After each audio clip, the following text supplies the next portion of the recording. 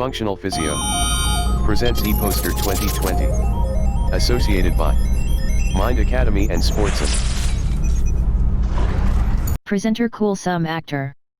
On title Arches of Foot. Myself Kulsum Akhtar, doing Bachelor's of Physiotherapy first year from Jamia Millia Islamia University. Today I am going to explain my poster on topic Arches of Foot. So starting from introduction including definition, classification and formation of arches. Factors responsible for maintenance of arches, bony factors, intersegmental ties, tie beams, slings.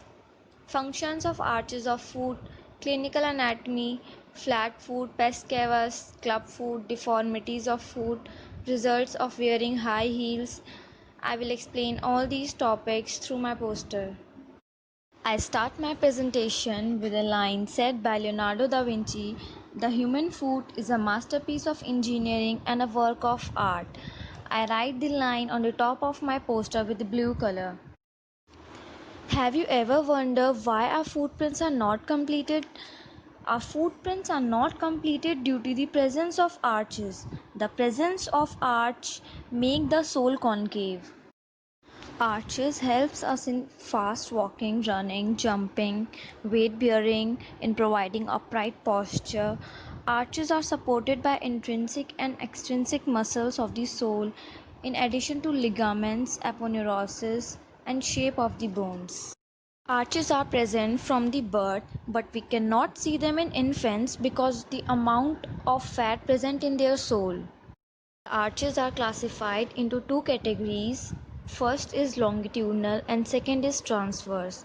Longitudinal is further classified as medial longitudinal arch and lateral longitudinal arch, and transverse as well is further classified into two subcategories, anterior and posterior. As you can see, I have drawn two arches on my poster, the medial longitudinal arch of foot and the lateral longitudinal arch of foot. The medial one on the left side and the lateral one on the right side of the poster. If I talk about the structure or formation of arches, the medial one is considered big arc of a circle than the lateral one. And medial one is also having more bones and more joints. The anterior end of the medial arch is formed by the heads of first, second and third metatarsals. The summit of the arch is formed by the superior articular surface of the body of talus. The anterior pillar is formed by the talus, navicular, the three cuneiform bones and the first three metatarsal bones. And the posterior pillar is short and is formed by the medial part of calcaneum. The main joint of this arc is talocalcaneo-navicular joint. Now let's come to lateral longitudinal arc. This arc is low with less bone and less joints and also has less mobility as compared to the medial longitudinal arc. As you can see in a square, I have drawn this arc with the blue color. This arc is a small arc of a big circle. The anterior end of this arc is formed by the heads of fourth and fifth metatarsal bones, and the posterior end is formed by the lateral tubercle of the calcaneum. The summit here lies at the level of articular facets on the side of superior surface of calcaneum, at the level of subtalar joint. The anterior pillar is formed by the cuboid bone and by fourth and fifth metatarsals. The posterior pillar is formed by the lateral half of calcaneum. The anterior pillar is considered to be long and weak as compared to the posterior pillar, which is short and strong. Calcaneo-cuboid joint is the main joint of this arch. Now coming to the anterior transverse arch, it is formed by the heads of 5 metatarsal bones. As the heads of first and fifth metatarsal comes contact with the ground, so make an complete arc. Whereas the posterior transverse arch is formed by greater parts of tarsus and bases of metatarsals. Only the lateral end comes in contact with the ground. The arch is forming a half dome, so it is incomplete, which is completed by a similar half dome of the opposite foot. Now coming to the factors responsible for maintenance of arches, as you can see in the poster, I have pasted pink colored sheets stating the name of the factors. Below the diagrams of medial longitudinal arch and lateral longitudinal arch. Generally, the main factors that helps in maintaining the arches are shape of the bones, intersegmental ties or ligaments that hold the different segments of arch together, tie beams or bowstrings that connect two ends of the arch, slings that keep the summit of arch pulled up. The transverse arch is maintained mainly because the involvement of cuneiform bone and the base of metatarsal bones are wedge shaped, the apex of the wedge pointing downwards.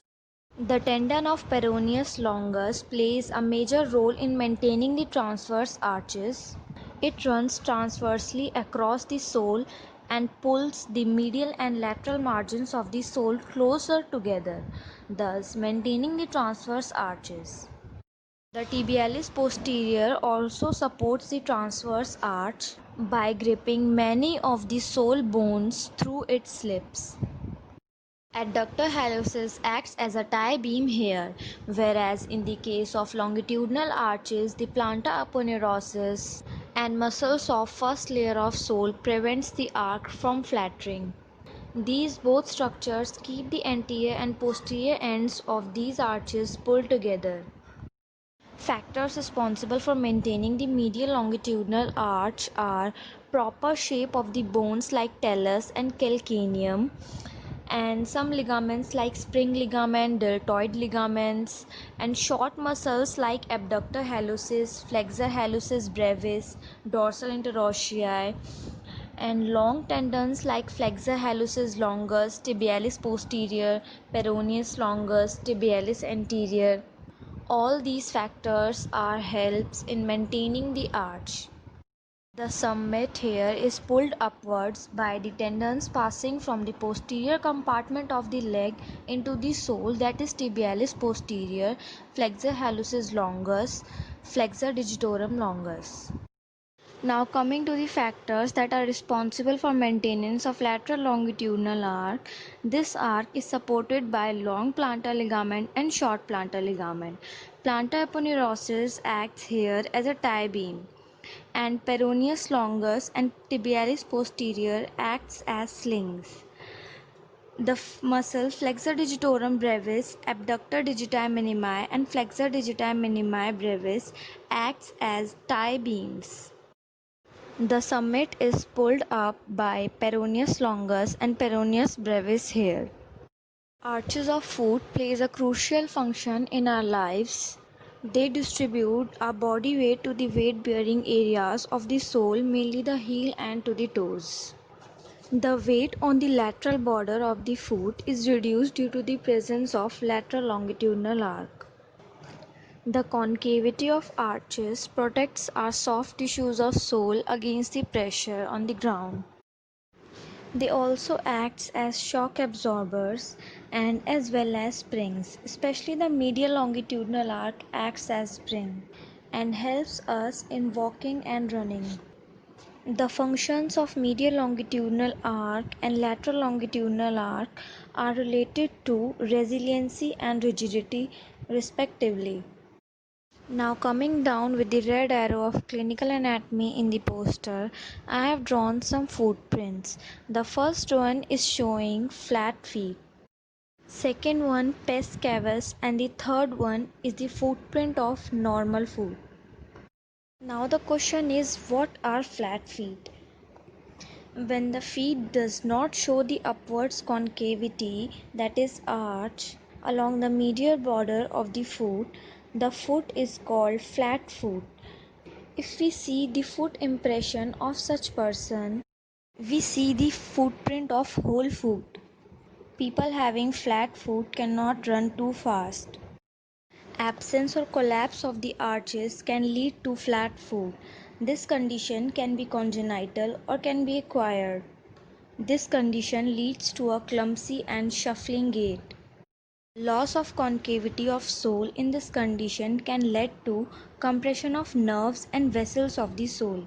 Compression of the communication between lateral and medial plantar nerves causes neuralgic pain in the forefoot. Shock absorbing function of the arches is also lost in this condition, which makes the foot more liable to trauma and osteoarthritis. Now coming to the second footprint in the middle, you can see is the footprint of condition known as pes cavus. It is, you can say, opposite condition of the flat foot. It is characterized by a high arch of the foot that does not flatten with the weight bearing. In the picture you can see the footprint of pes cavus is so thin from the middle as compared to the normal foot, which shows this condition is characterized by having a high arch. There is a fixed plantar flexion of the foot. The third footprint in the poster is the footprint of normal foot. There are several deformities of foot other than flat foot and pes cavus, such as talipes equinus, talipes calcaneus, talipes varus, talipes valgus, and the commonest of all is talipes equinovarus, which is a kind of club foot. The club foot may be of two types. First one is talipes calcaneo valgus. In Talipes calcaneo valgus, the foot is dorsiflexed at ankle joint and everted at mid-tarsal joints. And the second is Talipes equinovarus. In this, the foot is plantar flexed at ankle joint and inverted at mid-tarsal joints. As you can see in the poster, I have drawn beautiful pair of red high heels. Most of the high heels are pretty uncomfortable. Even if you are giving your best to spending on it, the most luxurious pair still will leave your feet aching after a couple of hours of walking. Sure, beauty is pain and we make sacrifices for the sake of fashion, but wearing high heels every day all day can actually cause some serious problems with our feet. The reason why high heels are bad is because when you wear heels, your weight gets shifted forward to the ball of foot. The higher the heel, the more body weight and pressure get shifted forward. Your knees and hips then have to push forward and your back has to be hyperextended backwards to counterbalance. And this can lead to a serious back pain. Okay, so other than hip, leg and back pain, wearing such kind of footwear can adversely affect our foot too. Have you ever heard about hammer toe? Hammer toe is a deformity that causes your toe to bend or curl downwards instead of pointing forward. And this deformity can affect any of the toe of your foot. And this condition may be congenital or can be acquired during lifetime. Common causes for this condition can be a traumatic toe injury, arthritis, an unusually high foot arc, such as wearing high heels or wearing such shoes that are ill fitted to our toe, and tightening of ligaments or tendons in the foot can also lead to a hammer toe. Spinal cord or peripheral nerve damage may also lead to this condition. As you can see, there are two thunderstorm lightnings are coming from my high heels. The first one is showing hammer toe and the second one is bunions. So, what are bunions? Bunions are formed when the bone or tissue at the joint at bottom of the big toe moves out of its place. Abnormal motion and pressure on the joint forces the big toe to bend towards the others, which causes bunions on the joint. The joint at the base of big toe carries much of our body weight while walking, so bunions can cause severe pain. The joint may become so stiff and sore that shoes are painful to wear. Bunions are also a result of wearing ill-fitted shoes or tight shoes or heels. Wearing tight and narrow stilettos can make them worse.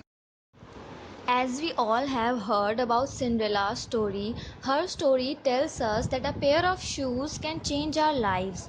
So choose your shoes wisely. Here, I would like to end my presentation. Thank you so much for listening.